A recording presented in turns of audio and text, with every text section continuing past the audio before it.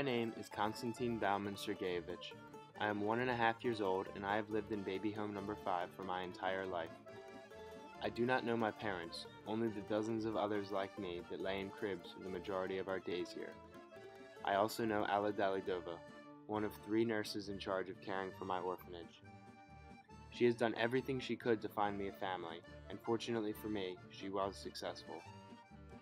Before I know it, 2 strangers stare at me with love in their eyes. They are speaking a very strange language. I see these peculiar individuals a few more times before I leave the only home I've ever known, not aware how lucky I am. I am promised from this point on, I will return here when I am 14 years old. My name is Nicholas Konstantin DeGrossa, and I was born in St. Petersburg, Russia. I spent the first chapter of my life practically alone in a poorly funded Russian orphanage. It is amazing to me to look at where I came from and realize where I am today, but we will get to that soon enough. My parents, Warren and Jennifer, traveled to Russia in October of 1997 and rescued me from an uncertain future. I currently reside in a shore town in southern New Jersey. My parents divorced when I was 3, but this did not stop me from receiving love from both parents. My father lives about 20 minutes from me on a lake. We enjoy sailing on warm spring and summer weekends, and even scuba diving in the Atlantic Ocean on shipwrecks.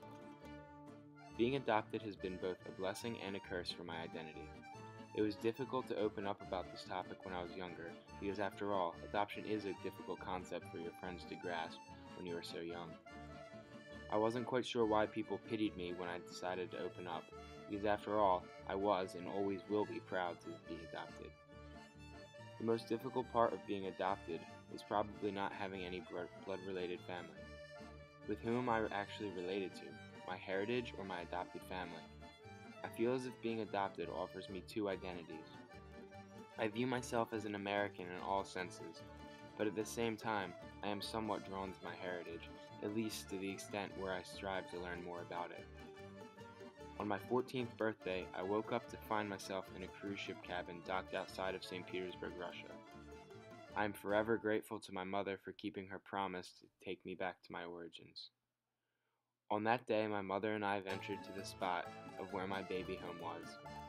I say was because I soon found out that no more after a year of me being adopted, there was an outbreak of AIDS, and soon all of the nurses left in fear of contracting this deadly disease.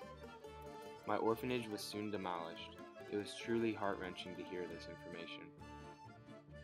We then visited a church nearby. Accompanying us was a translator. We told the elderly church keeper why we were in St. Petersburg, and when she found out that it was because I was adopted by American parents and they brought me back to visit my heritage, this woman began crying, thanking my mother in Russian. She soon was hugging both my mother and myself, saying that my life was saved. This moment deeply impacted how I see myself. Being adopted was not as simple as I had always perceived it to be. It's not just a fun fact to tell people to impress them. Being adopted to me means that I truly value the life I have here as an American. Additionally, a piece of my identity still lives overseas in the streets of St. Petersburg, a constant reminder of how blessed I truly am. For the most part, my identity lies in America, living with my mother and working as a beach lifeguard on the Sea Isle City Beach Patrol. So here I am today, a freshman at George Mason University, trying to find myself in a sea of others like me, yet so different at the same time.